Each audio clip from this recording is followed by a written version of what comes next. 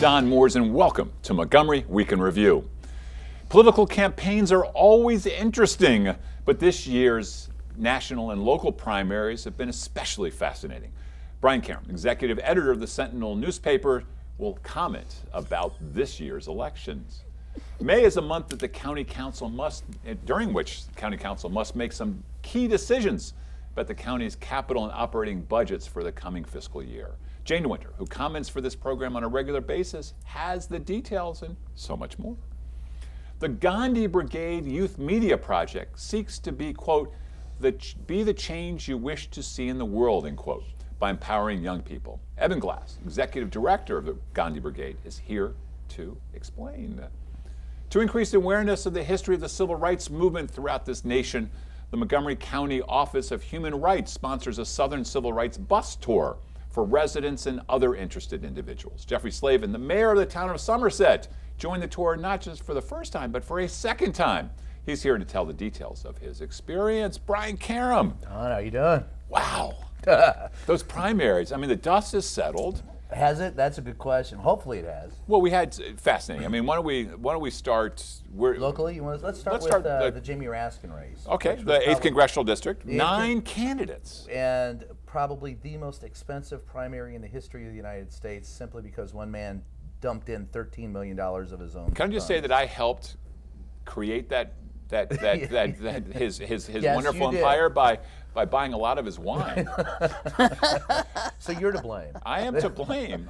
So what happened there? I mean, the conventional wisdom that it was going to be Kathleen Matthews versus Jamie Raskin, and then that all. Well, then Trone came in at the last second. Drone, whatever. He came in at the last second and dumped $13 million in about 90 days, and inflamed a lot of people inside Montgomery County because he was seen as coming in and trying to purchase an election at the last minute. And some unfavorable comparisons were made between another DT who's on the, and they gave us all the DTs on the national stage, Donald Trump.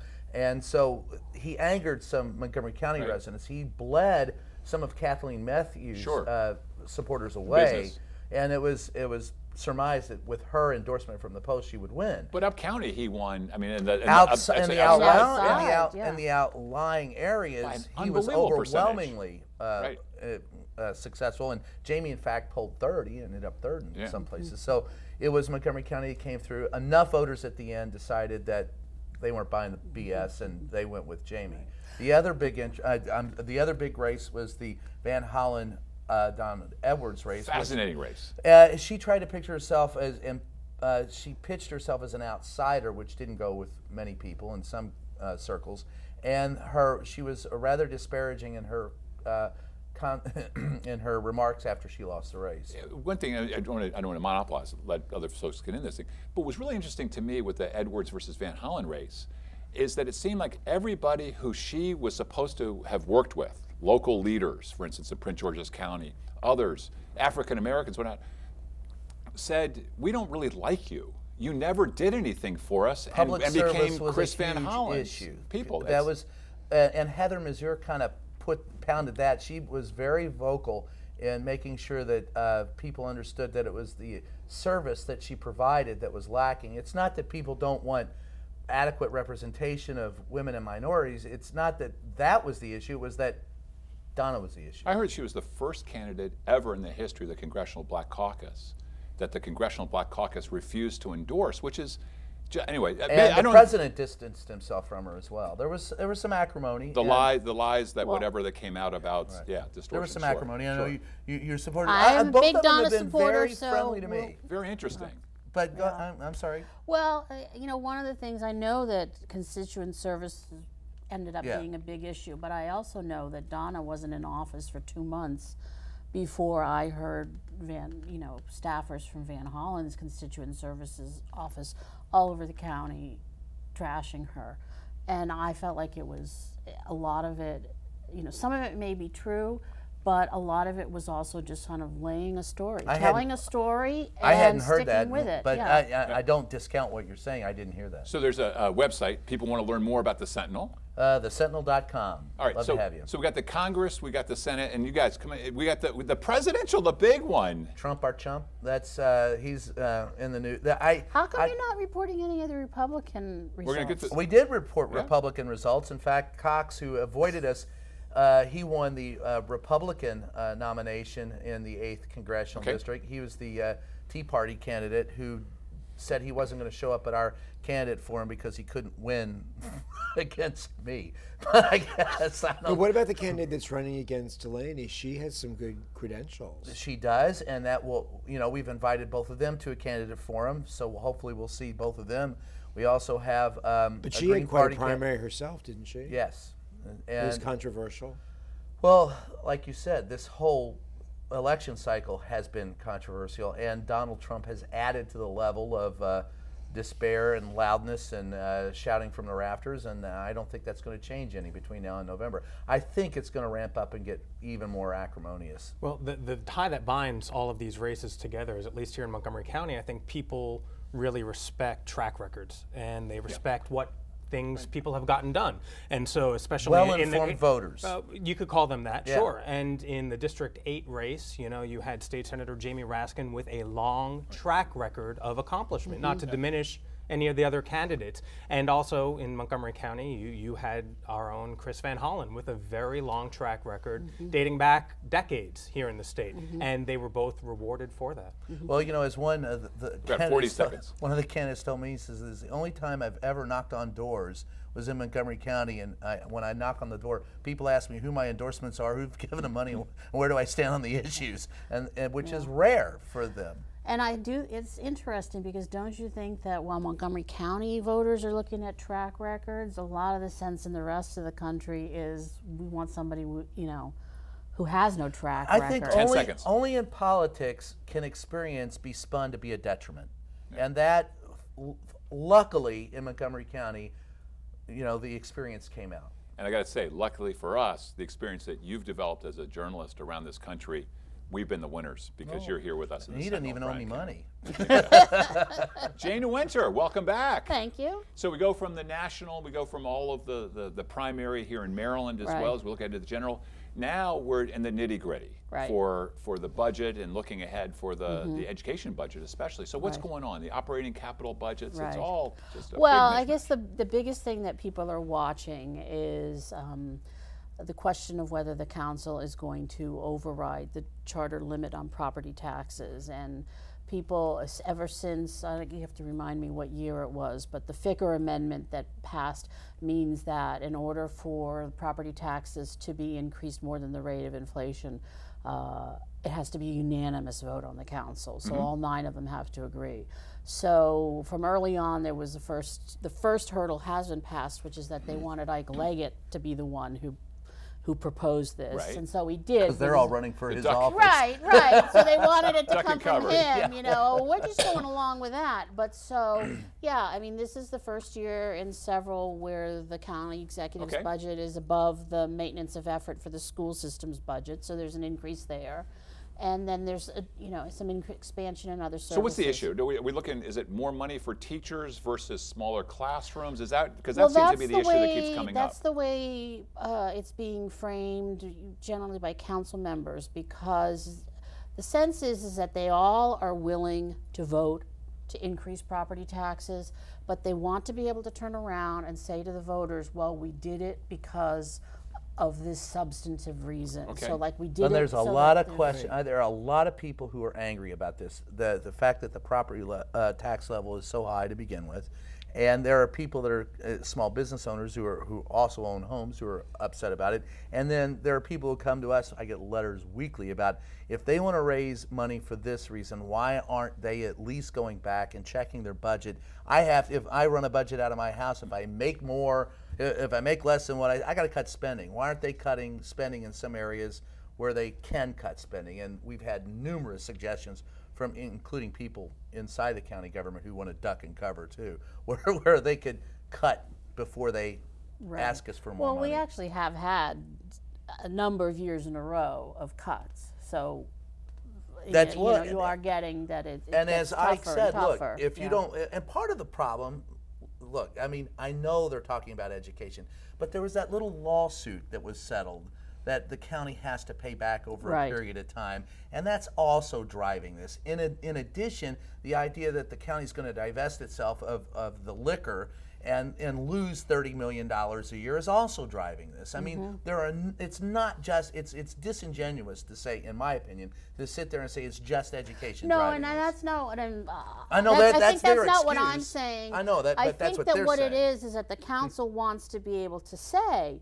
that we're doing it to reduce class size, as opposed to, well, we just need more money because we have to pay back all these taxes, or we need more money for... But it's more complex than that. You're trying to minimize it. You have teachers who work in our county who can't even afford to live in our county. So there are real... They're not the only ones. Well, sure. A lot of our county employees cannot afford to live in the county that we live in. So you have to address that at one level. But a lot of my employees couldn't afford. A lot of mine. I mean, well, then we're all in agreement on that, that it costs a lot of money to live here. A separate issue entirely. But then also there's the classroom size, and the classrooms, they're bursting at the seams. You know, Jeffrey's been talking about this in his neighborhoods, and we've all seen it elsewhere. And so, you know, in some places that's true. Then again, I know of some schools where they're not bursting at the seams. One of the questions that hasn't been adequately addressed is how do you redistribute the students throughout the system, so those schools that are lower, for example, I'll give you one right up the road, Candlewood Elementary School, always chronically underpopulated. And they never, it's the secret of the county. But there are others like that. But you're talking now about... I'm talking about... But capital We've got about a minute left. About whether there's enough space in the school. That's part of the issue. Right. Well, that space is one thing, but having 30-something kids with one teacher is a different issue. In the places where there are capacity issues. Right. There might be places where that's not an issue, but especially in the down county, in the crowded areas, there are issues, and so you got to help them out. Coming into the public schools. The private schools are seeing less. The public schools, I forget the number, 2,500 more each. I mean, it's growing. It's a problem. Equivalent of one high school. Yeah, but the issue that you bring about everybody having that's exactly why they're saying no more taxes. It's an expensive county to live in to begin with. How to service people and others. Well, Jane, I want to make sure. But we got 30 seconds left. What kind of thoughts are you going to see? Give us a preview. Well, all the people, I mean, a lot of the people who maybe don't want property taxes to go up, I'd say it's probably a large portion of the senior contingent. I mean, that's all fine, but if they want somebody to be able to support the county's tax base in the future, you better educate the kids, because otherwise you're going to, you know, well, Jane, thank you for educating us. Thank you for educating us today. Oh, we'll be right back after these messages. Thank you.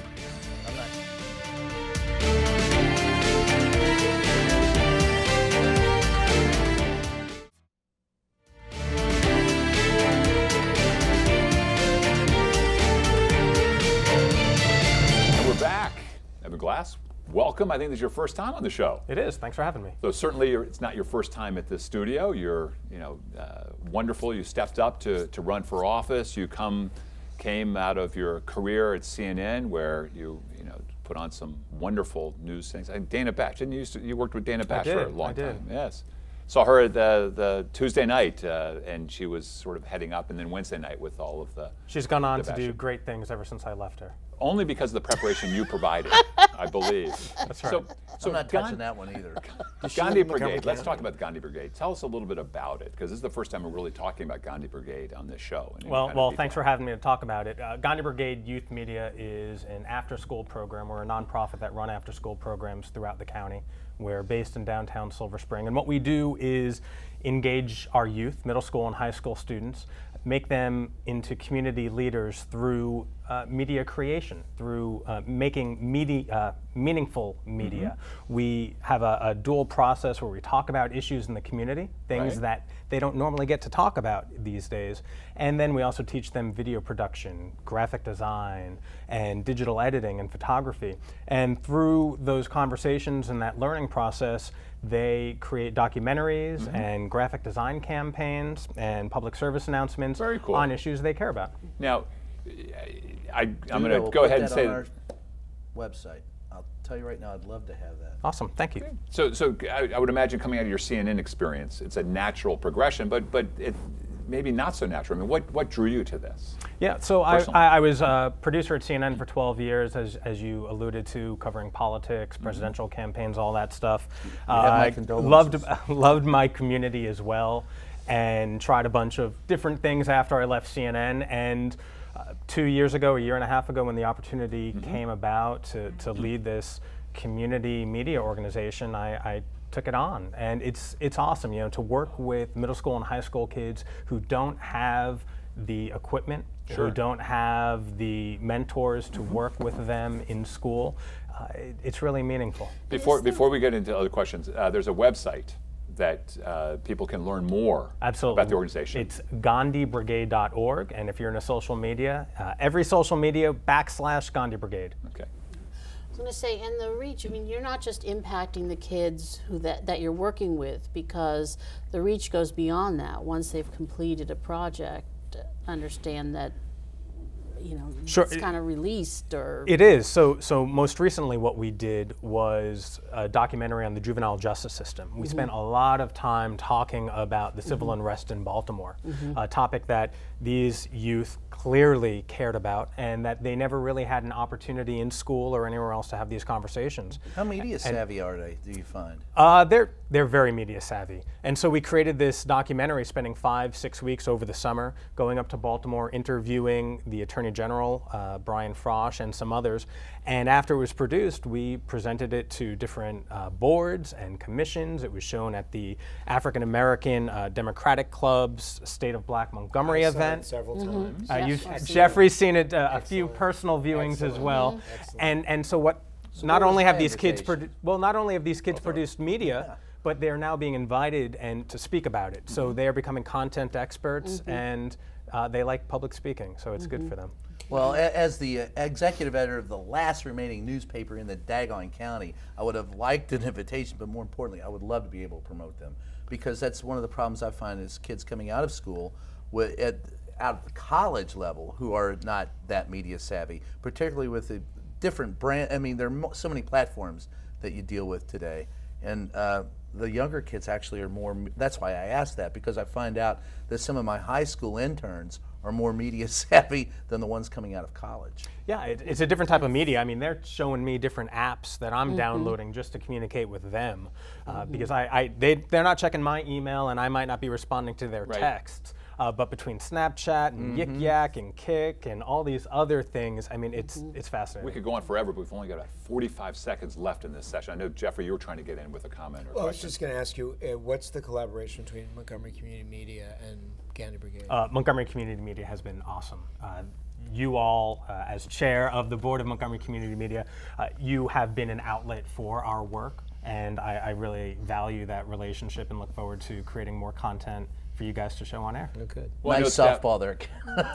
No, but I know that Mandy and others, how dedicated they are to really getting the youth involved. So, I mean, the more that it is working in an I see the next project, a Jeffrey Slavin biopic. Yeah, right.